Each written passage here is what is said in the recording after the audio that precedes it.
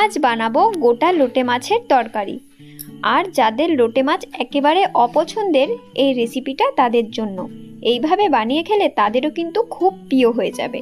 কিছুই না, প্রথমে এইভাবে লোটে মাছগুলো আঙ্গুলের সাইজের কেটে নিতে হবে। এরপর এর মধ্যে দিয়ে দেব আদা, রসুন, কাঁচা লঙ্কার পেস্ট, আর দিয়ে দেব পরিমাণ মতো হলুদ গুঁড়ো, লঙ্কা গুঁড়ো আর কিছুটা সর্ষে তেল। এরপর ভালো করে ম্যারিনেট করে প্রায় আধ ঘন্টার জন্য রেখে দেব। আর আলাদা একটা বাটিতে পরিমাণ মতো বেসন ও কর্নফ্লাওয়ার দিয়ে একটা পেস্ট বানিয়ে নেব, যাতে ব্যাটারটা একটু গাঢ় হয় আর মাছের গায়ে পুরোপুরি লাগে।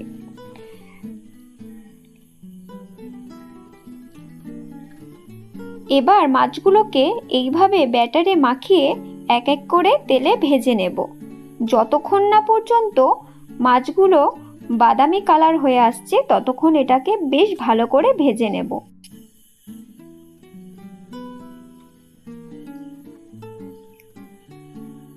এরপর মাছগুলোকে তুলে নেব। তারপর আলাদা একটা পেস্ট বানিয়ে নেব রসুন, আদা, টমেটো আর কাঁচা লঙ্কা দিয়ে।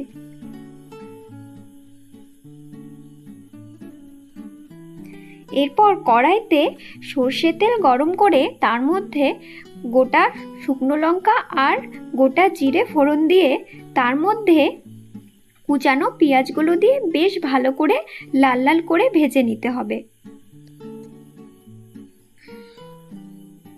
পেঁয়াজটা ব্রাউন কালার হয়ে এলেই তার মধ্যে দিয়ে দেব বানানো পেস্টটা। এরপর মশলাটাকে বেশ ভালো করে কষিয়ে নিতে হবে। আর দিয়ে দেব পরিমাণ মতো হলুদ, স্বাদ মতো নুন আর সামান্য কাশ্মীরি লঙ্কা গুঁড়ো। বেশ ভালো করে মশলাটাকে কষিয়ে নেব যতক্ষণ না পর্যন্ত মশলা থেকে তেল ছেড়ে আসে।